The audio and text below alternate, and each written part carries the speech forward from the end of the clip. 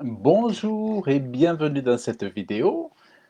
Alors, je suis en train de regarder si ça s'est bien lancé. Voilà. Bonjour, donc bienvenue dans cette vidéo. Alors, ce titre, vous allez peut-être trouver ce titre un peu bizarre. C'est surtout pour que les personnes concernées, avec lesquelles je voudrais partager euh, ce sujet suite aux questionnements qu'ils ont eu et à leur réaction par rapport à des enseignements que j'ai mis sur ma page. Donc c'est pour ça que j'ai voulu mettre ce titre un peu clair, enfin très clair, pour pouvoir leur donner une réponse. Parce que c'est vrai que je ne suis pas dans les débats, les commentaires, je ne suis pas pour balancer des réponses incisives dans les commentaires, répondre et renvoyer. Vous savez que les réseaux sociaux ont ça de terrible, c'est qu'ils permettent aux gens de s'envoyer balader et de se chamailler, de se séparer, de se bloquer. Je te bloque, ça me plaît pas ce que tu dis. Euh, ça, ça crée des divisions pas possibles parce que tous les prétextes sont bons pour se chamailler. Donc au lieu de voir des gens qui vont dire Alléluia, c'est bien, je suis content que tu partages la parole de Dieu, bon, je ne suis pas d'accord avec tout et tout ça, les gens vont venir uniquement quand ça ne leur plaît pas pour avoir des paroles négatives au lieu de, des fois, venir soutenir et aussi venir dire: «Ben ça me plaît» ou ça m'a fait du bien» ou comme ça. Souvent, on va, heu, mettre vraiment l'exergue sur le négatif. Ça, c'est le propre de l'homme et ça arrive souvent aussi chez les chrétiens, mais c'est pas là où je voulais en venir, en fait. Alors si, ça fait partie aussi de ça, mais alors, je fais cet enseignement parce que sur ma page donc Facebook, j'ai partagé un enseignement où j'explique que Dieu donne la révélation sur le sabbat biblique. Et j'avais fait aussi des enseignements dans les derniers mois où j'expliquais que ben, les commandements de Dieu sont pour tous les hommes et pour les chrétiens, les non-croyants, mais pour tout le monde. Les commandements de Dieu, euh, on est sous une bénédiction ou sous une malédiction dès lors qu'on enfreint les lois de Dieu. C'est-à-dire, c'est les lois universelles de Dieu, qu'on le veuille ou non, les lois de Dieu, si on déshonore son Père, on tombe sous la malédiction. Si on se fait des idoles d'autres dieux, on tombe sous des malédictions.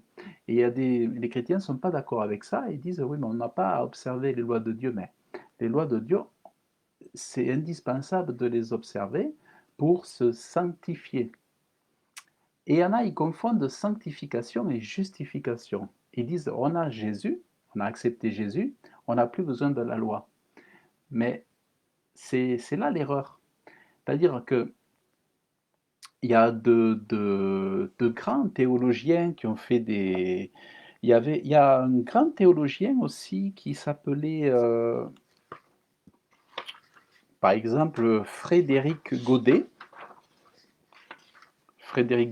qui a écrit beaucoup de livres, qui a même fait une Bible annotée avec plein de... dont il a écrit beaucoup de livres sur les commentaires, tout ça, sur la Bible et tout.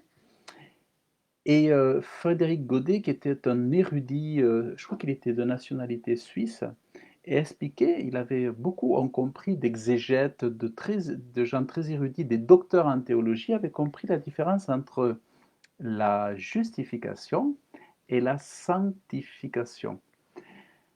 En gros, si par exemple, j'ai un frère qui m'a mis,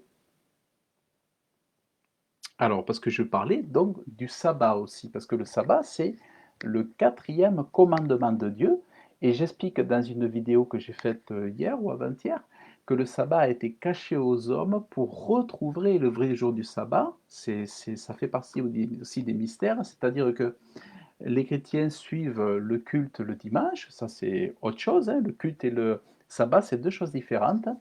Mais le sabbat, c'est un commandement que Dieu a donné aux hommes et il dit que ces commandements, personne n'a le droit de les abolir. Dieu n'arrête jamais les commandements de Dieu.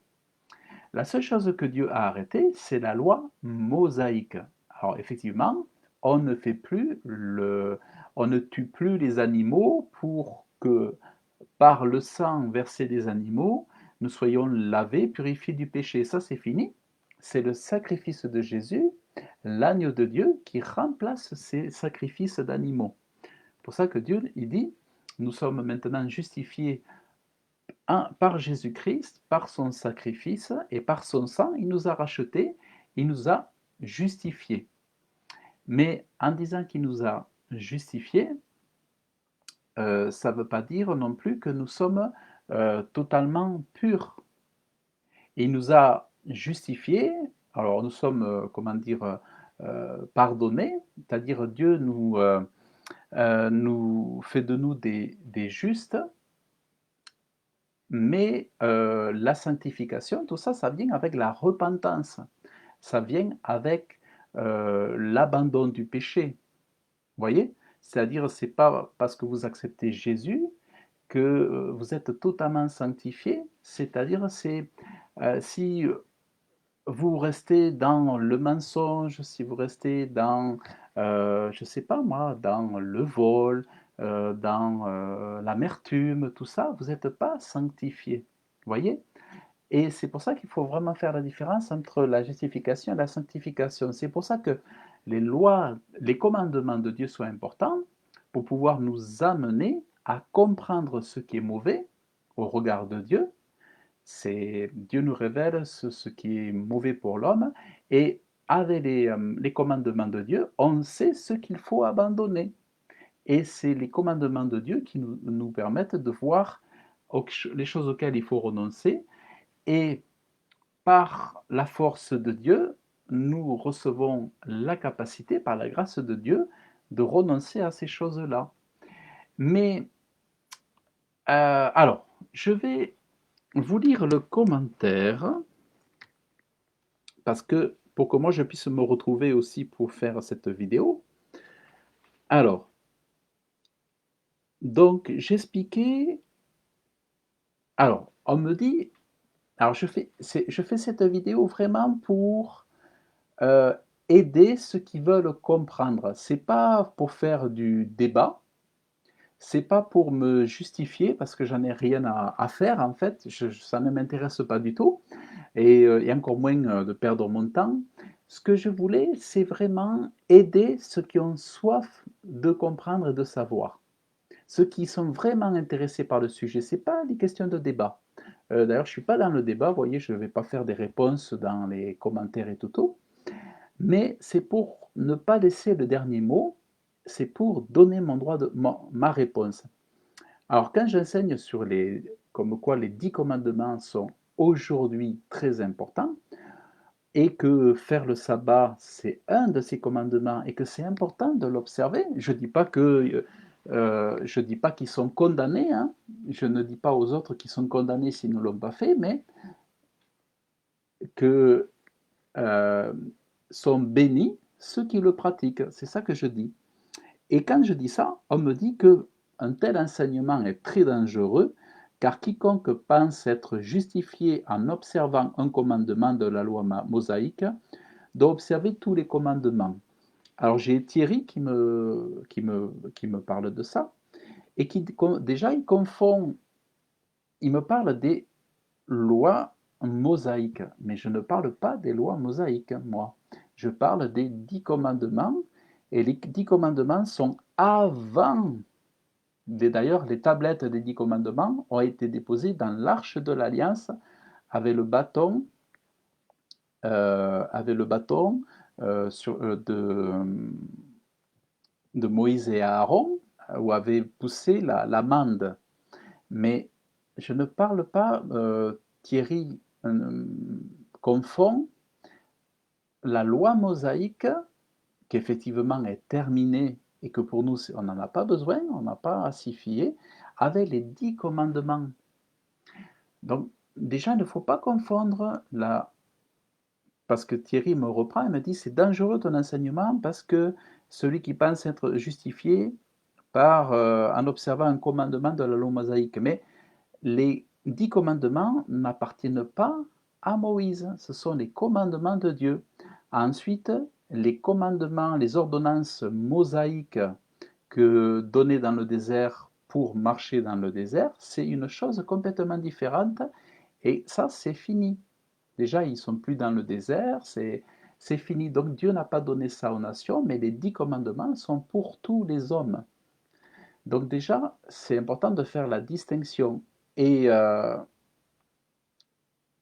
et les 10 commandements, en fait, ils étaient déjà euh, pratiqués par Noé, ils étaient pratiqués par Abraham, avant que Dieu les fasse écrire par Moïse. Les 10 commandements, ils existent depuis toujours. C'était flottant, je dirais, c'était flottant. Dieu avait donné ça aux hommes de comprendre qu'il y avait des choses à faire et d'autres à ne pas faire. Et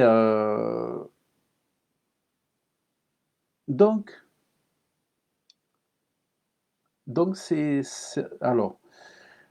alors, un commandement doit les observer tous, c'est automatique.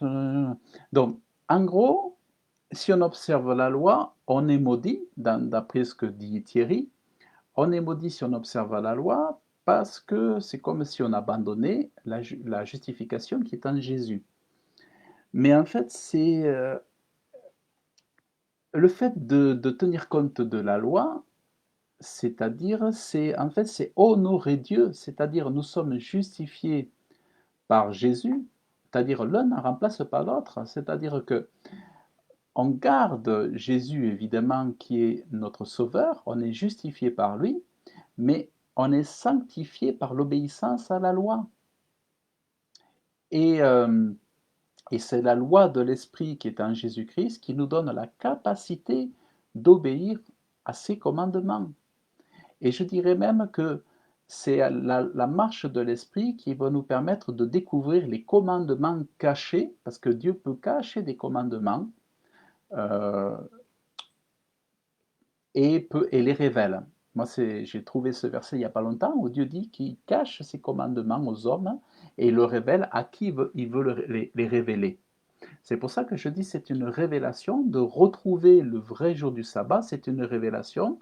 Et même si ça déplaît, il faut savoir que Dieu aime les commandements, les 10 commandements, Dieu les aime, Dieu les chérit, c'est son cœur. Et Jésus aime les 10 commandements. Et aujourd'hui, se dire chrétien et dire que les commandements, c'est dépassé, et tout ça, c'est un paradoxe terrible. C'est un paradoxe terrible. Euh, alors, donc du coup, si on est regardant sur la loi, on nous dit qu'on est déchu de la grâce. Mais c'est dingue. C'est vraiment dingue parce que la loi nous rappelle ce qui est mauvais. Si tu enlèves la loi, tu n'as plus, tu ne, y a, finalement tout est bon. C'est-à-dire le mensonge est bon. Si on enlève les lois, ça veut dire que le mensonge est bon, le vol est bon, l'adultère est bon. Non, les lois sont de tout le temps. C'est ça qui est dingue. Je ne comprends pas que les enfants de Dieu ne comprennent pas ça. Ça, enfin, pour moi, ça fait des années enfin, pour moi, ça a toujours été évident, mais le fait qu'on discute ça, ça me dépasse. Euh, alors, je vais vous lire quelques commentaires qui vont vous aider à comprendre.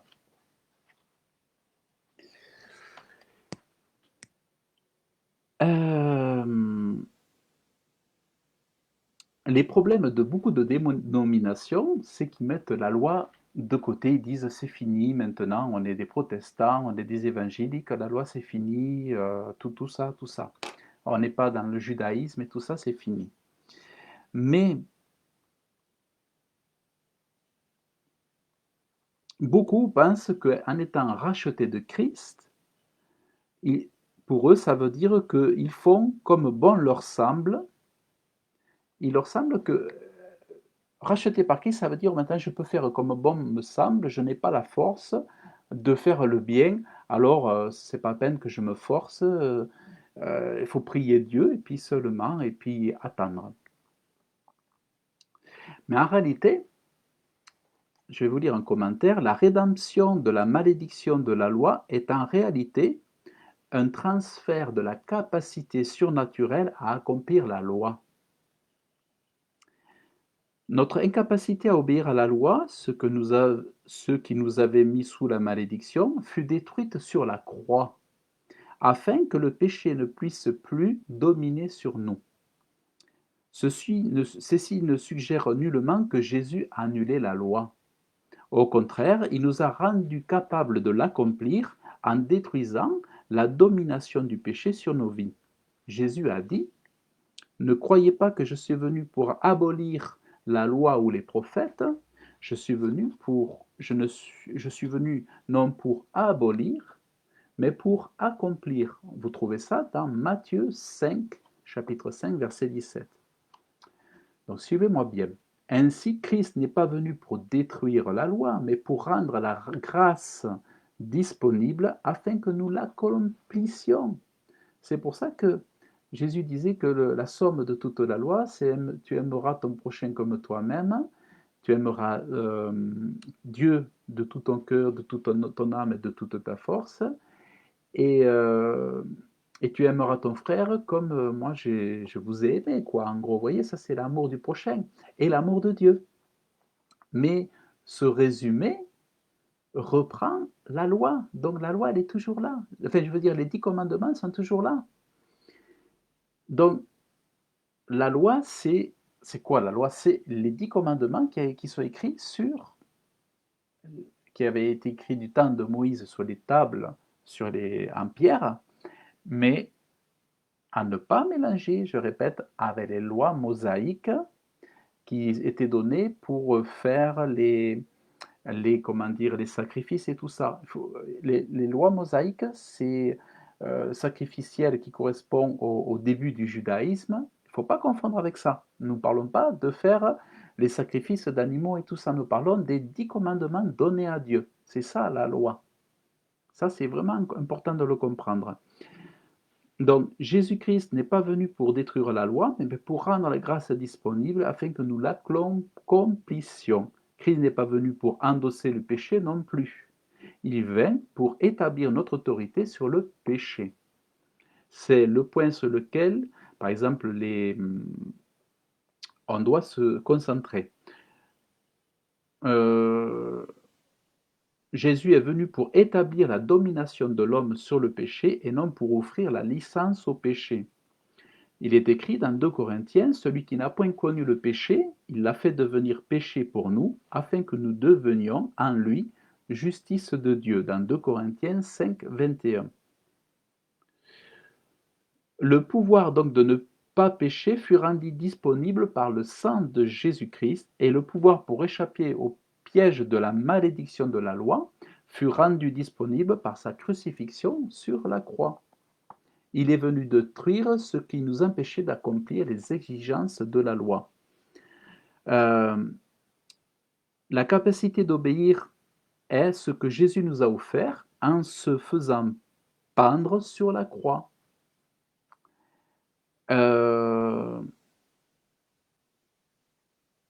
Et donc Jésus, il est venu et il a transféré la capacité de garder cette loi.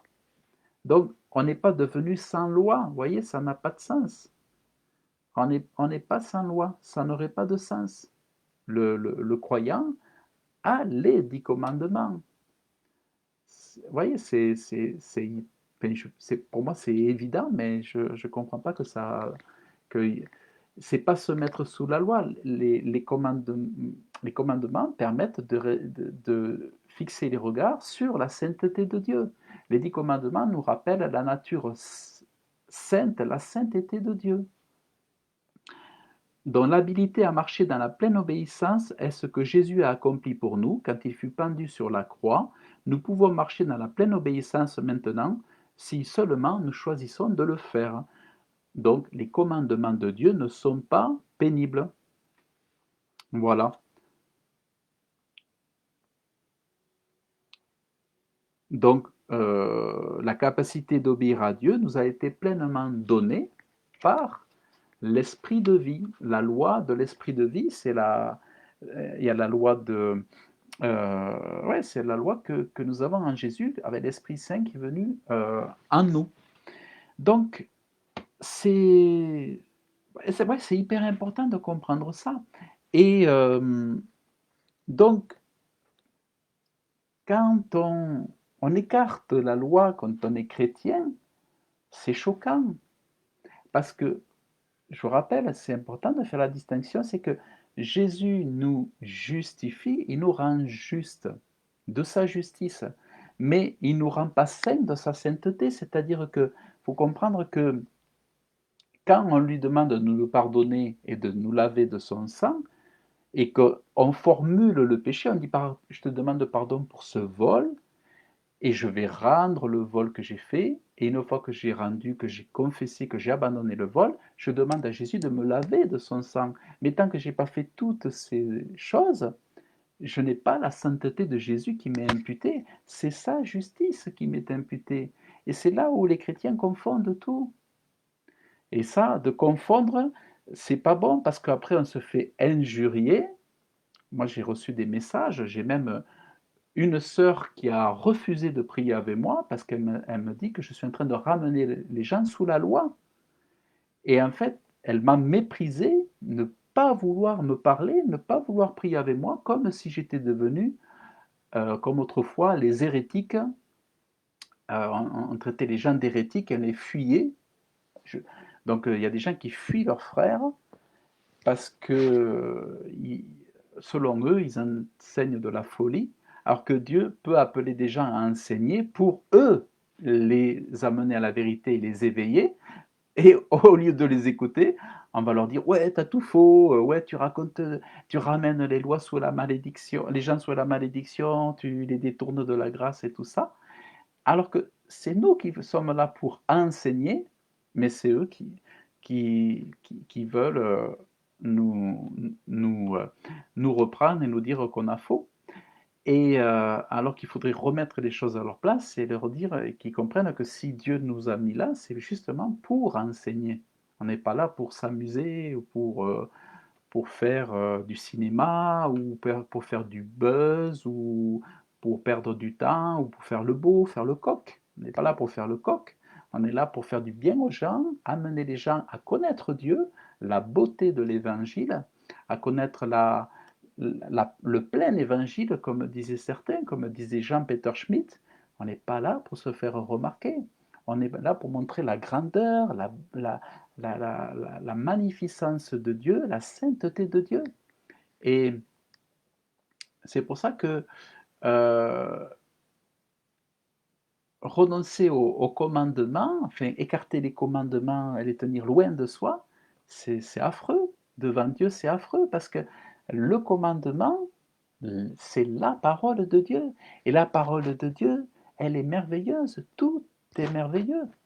Même quand on lit les lois mosaïques, évidemment, on ne va pas aller dans le désert, on ne va pas aller à Jérusalem pour sacrifier des animaux. On a très bien compris que les lois mosaïques, dans les lois sacrificielles, sont terminées, ce n'est pas pour nous. Mais les 10 commandements qui sont dans l'arche d'alliance, eux, ils sont éternels. Et vous croyez quoi qu'au ciel?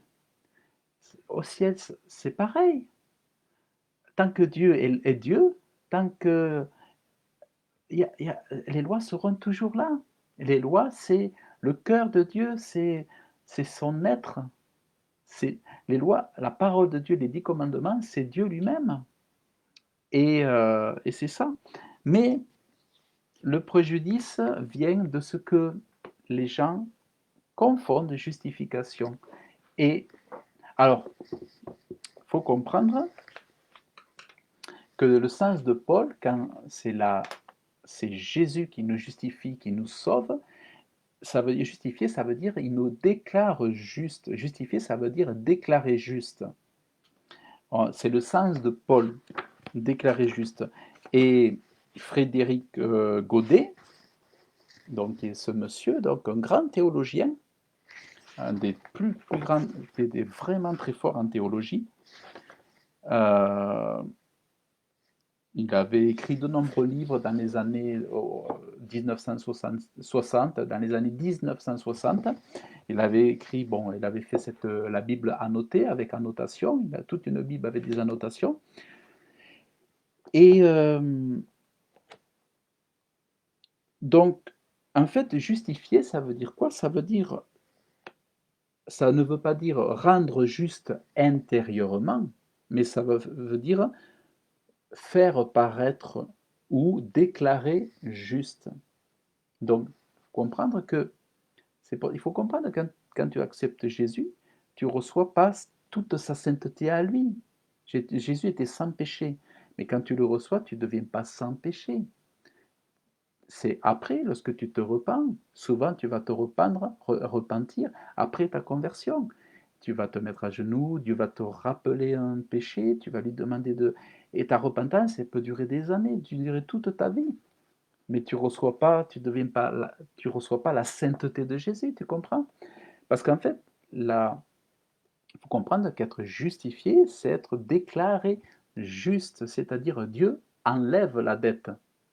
C'est-à-dire, au lieu de te mettre en prison et de fermer les grilles de prison, Dieu te sort de la prison et il déclare, c'est bon, ce n'est plus un prisonnier, par le sang de Jésus, je le libère de la prison et il change de royaume. Je l'amène dans mon royaume et je le déclare juste de la justice de Jésus qui lui est imputée. Voilà.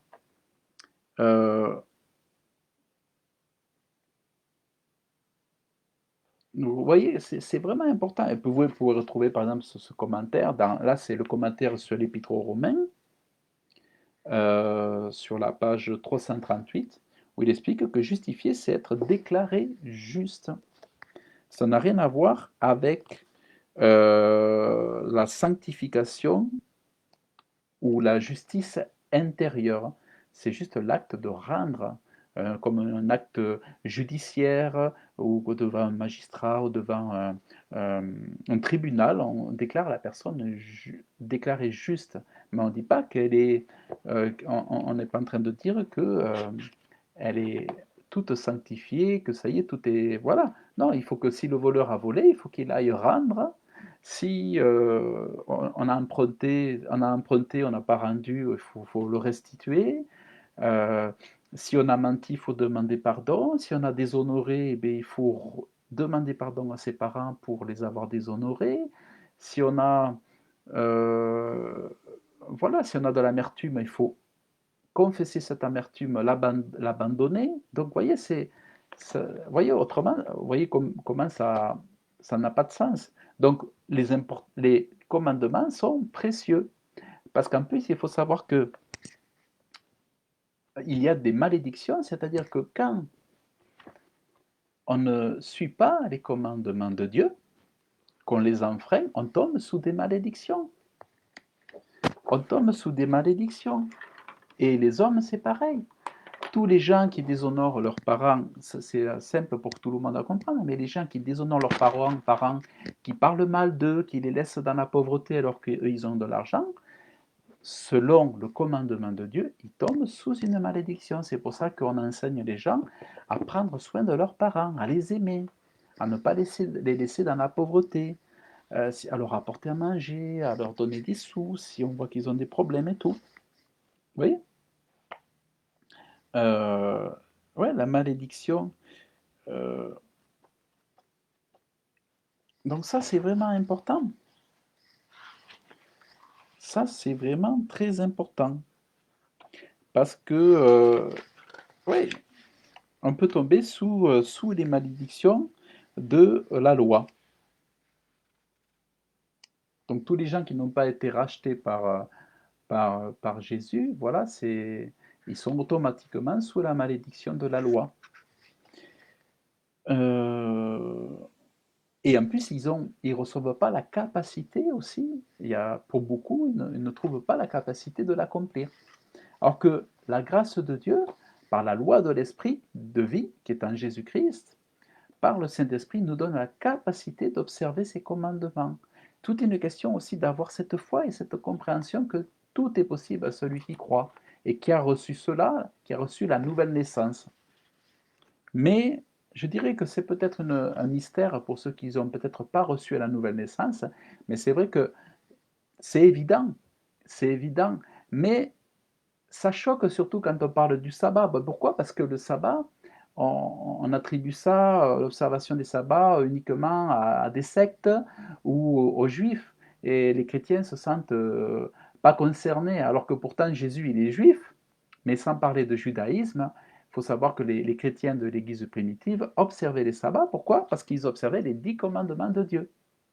Et si on regarde l'histoire de l'Église, si on va dans les livres de Joseph, des historiens et tout ça, on va voir que les chrétiens de l'Église primitive, même s'ils étaient des païens et qu'ils étaient entrés dans le, dans le royaume de Dieu, pratiquaient le sabbat. Donc, ce que je dirais, ben, c'est triste pour ceux qui viennent mépriser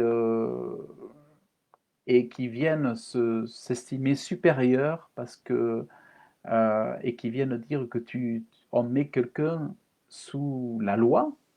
Alors, voilà, moi j'ai une sœur qui m'a dit tu mets les gens sous la loi, tu enseignes en fait comme si j'enseignais autre chose.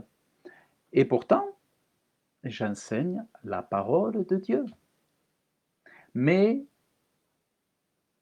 autant les temps sont sombres et beaucoup de ténèbres, et malheureusement, dans l'Église, dans le corps de Christ, quand la parole est prêchée, eh bien malheureusement, souvent, elle est méprisée et rejetée. C'est ça qui est dingue. Et alors, ce qui est... mais, mais moi, je viens tranquille, paisible. Je le viens devant Dieu, parce que sinon, si c'était pas pour amour... c'est vraiment pour l'amour de la parole de Dieu que je suis là, parce que, bon, j'aurais d'autres choses à faire. Bon. Mais je le fais parce que c'est important, et je sens que peut-être c'est Dieu qui fait esprit que je vienne là pour défendre, mettre en avant. Je ne le fais pas pour me justifier, ça, je n'ai rien à faire, ça, je n'ai pas besoin. Je ne suis pas dans les débats, comme je vous le dis pour la troisième fois, mais c'est parce que Dieu se prend plaisir à ce qu'on vienne défendre et mettre en valeur, s'il faut mettre le focus là-dessus, pour comprendre que on ne peut pas se séparer de la loi comme ça. Et là, dans les dernières lectures que j'ai faites récemment, j'ai lu Ésaïe, j'ai lu Jérémie, tout ça, Ézéchiel. Bon, là, je suis dans Ézéchiel et j'ai vu combien les prophètes sont rejetés lorsqu'ils rappellent le peuple à la vérité, à revenir à la bonne parole. Ils se font rejeter, ils se font mépriser. Jérémie, le prophète qui était super, toutou et tout, ben on l'a mis en prison et tout, enfin on l'a mis dans un trou, dans une fosse, dans la boue, enfin tout ça. Il a été méprisé parce qu'il voulait rappeler la vérité de la parole de Dieu. Et, euh, et j'ai dit, mais c'est dingue. Et ça ne change pas, c'est pareil aujourd'hui. Euh, En gros, c'est hallucinant, c'est hallucinant. Donc, est considéré comme un infâme, un mensonger, un impur, celui qui pourtant cherche à ramener les enfants de Dieu à l'authenticité de la parole de Dieu. Mais ce message est difficile à passer, à entendre pour beaucoup. Pourquoi? Parce que l'iniquité s'est abondée. Et là où l'iniquité s'est abondée, c'est quoi? C'est l'injustice. Et l'injustice a ensorcelé, a aveuglé le plus grand nombre. Et l'État fait que, on le voit comment que l'injustice et l'iniquité a abondé, c'est qu'on le voit avec la situation actuelle, politique, économique, sociale. Parce que si l'Église était beaucoup plus éveillée, les ténèbres seraient beaucoup plus reculées. Et c'est parce qu'il y a un endormissement, une mollesse, une paresse spirituelle que les ténèbres ont pris la domination. jusqu'à ce que Dieu relève une église, une épouse solide, forte. À ce moment-là, les ténèbres vont reculer. Mais tant que l'église dormira et écoutera la télé, et puis écoutera uniquement des paroles flatteuses, eh bien, elle parlera de grâce, grâce, grâce, grâce, hyper grâce, sur grâce, mais elle ne parlera pas des lois de Dieu, des commandements.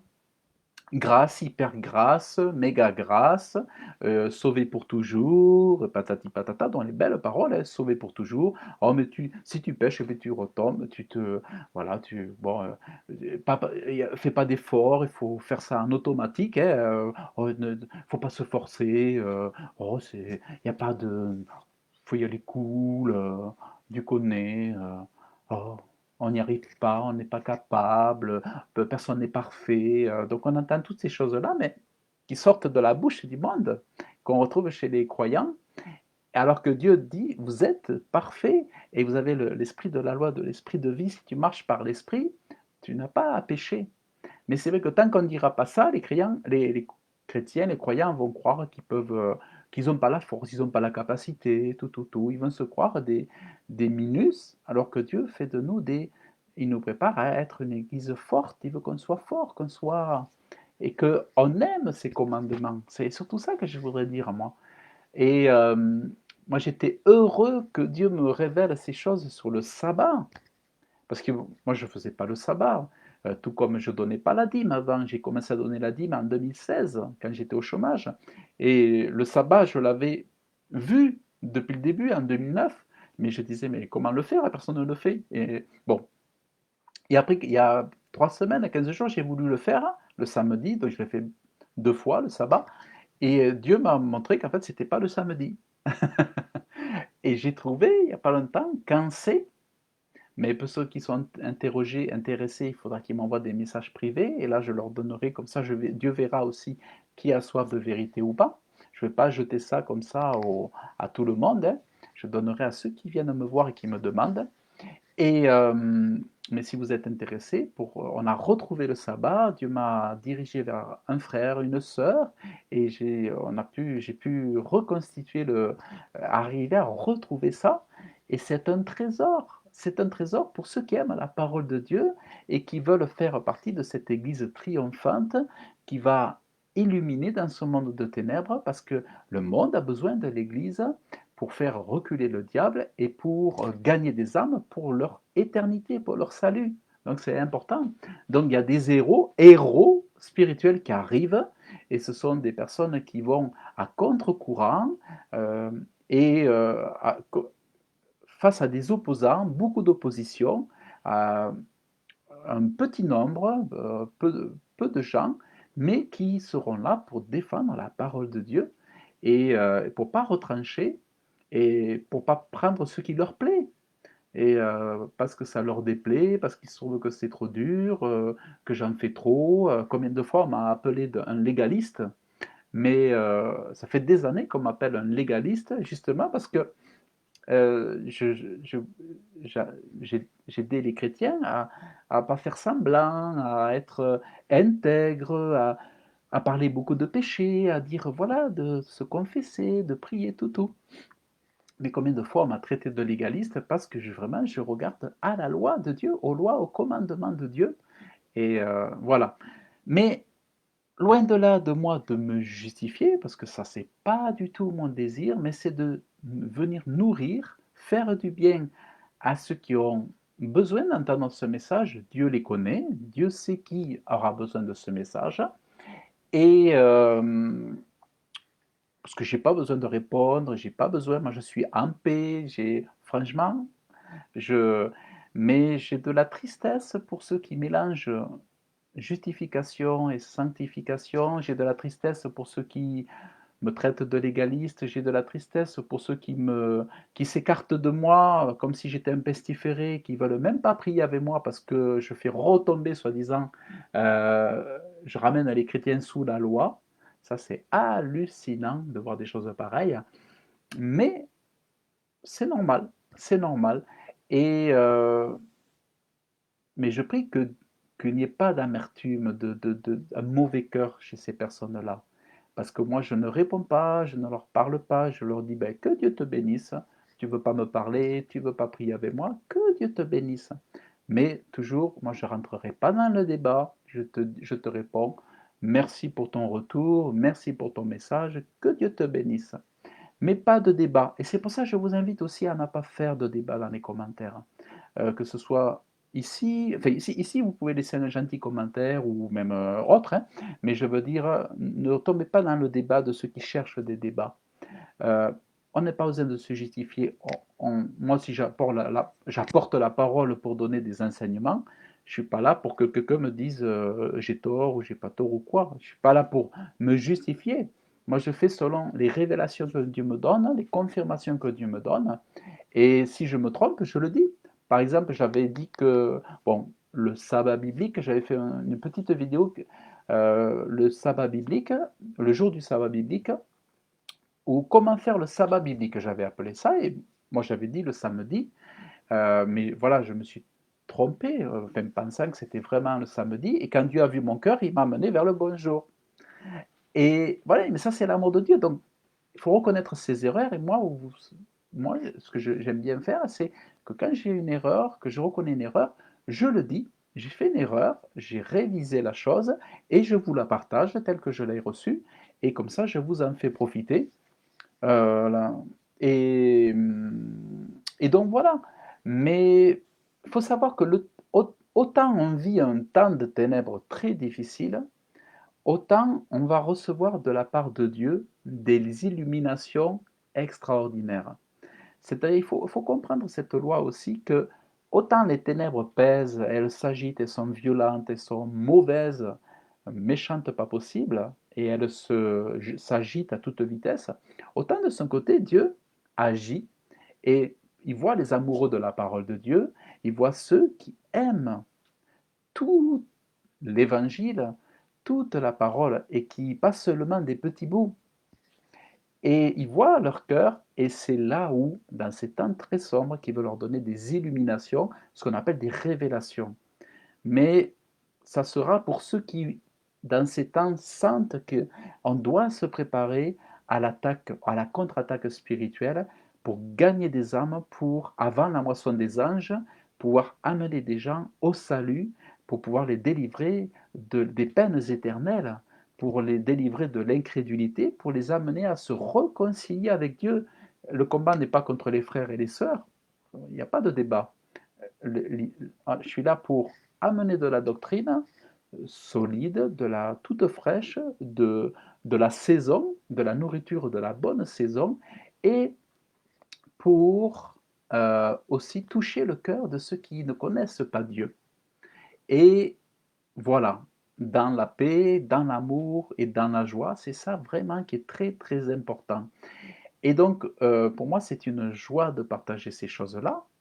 Je, je n'en veux à personne d'être, comment dire, d'avoir des œillettes, des, de ne pas voir, d'être dans un aveuglement, d'être limité dans leur compréhension, mais là, à m'envoyer des messages, refuser de prier, envoyer des messages piquants, presque méchants, c'est triste. C'est triste, mais en même temps, c'est le lot, c'est apporter pour semer la bonne parole, et après, d'abord semer, et après on ramène avec joie, la récolte après. Mais donc, en tout cas, voilà. Euh, donc, je vous ai partagé ça. Si vous voulez, qu'est-ce que je pourrais dire? Ouais, donc je vous ai donné quelques commentaires. Et puis voilà, je vous ai donné, si vous voulez en savoir plus sur la différence entre rendre juste quelqu'un en Jésus-Christ, donc ce qu'on appelle la justification, et la sanctification, entre la justification et la sanctification, vous avez des érudits, des docteurs, hein, c'était Frédéric Godet, hein, c'était ouais, c'était un grand théologien. Euh, voilà, vous pouvez trouver ça chez aux éditions Impact. Moi, j'en ai plusieurs de lui. Oh, mais J'ai plusieurs livres de lui que j'ai pas tout lu, mais j'ai lu des passages et c'est extrêmement waouh, c'est haut niveau, high level en doctrine biblique, c'est de haut niveau. Des choses que certainement lisent les pasteurs aussi. Mais voilà, c'est ce que je voulais vous partager. Donc non, je ne ramène pas les gens au judaïsme, je ne suis pas en train de les judaïser, je ne suis pas en train de les amener sous du légalisme ou de les amener dans une secte des septièmes jours, les saints du septième jour ou les sectes de Jéhovah ou tout ça. Non, c'est l'authentique, on pourrait dire christianisme, ou la parole de Dieu. La parole de Dieu, un retour, parce que plus on va avoir besoin de puissance, de force, plus il faudra rester sous la bénédiction des commandements de Dieu, sous la bénédiction des lois divines, et ne pas se mettre sous sa malédiction. Donc si on veut être fort euh, par l'Esprit de Dieu et tout, c'est important de prendre conscience qu'on a besoin de toutes les armes de la foi, toutes les armures, de toute la justice nécessaire pour pouvoir tenir bon, tenir ferme jusqu'au bout et être des bons soldats de Jésus-Christ. Il y a vraiment beaucoup de choses à comprendre et tout ça, c'est convergent. Tout ça, ça converge, c'est vraiment très, très important. Bien, écoutez, je vous dis à très bientôt. Je vous remercie d'avoir écouté cette vidéo. J'essaie d'être simple. Euh, voilà, j'espère que ces petits commentaires vous ont plu aussi et que je vous ai partagé. Euh, et voilà. Ben écoutez, je vous dis à très bientôt. Que Dieu vous bénisse abondamment dans le nom de Jésus. Bye bye.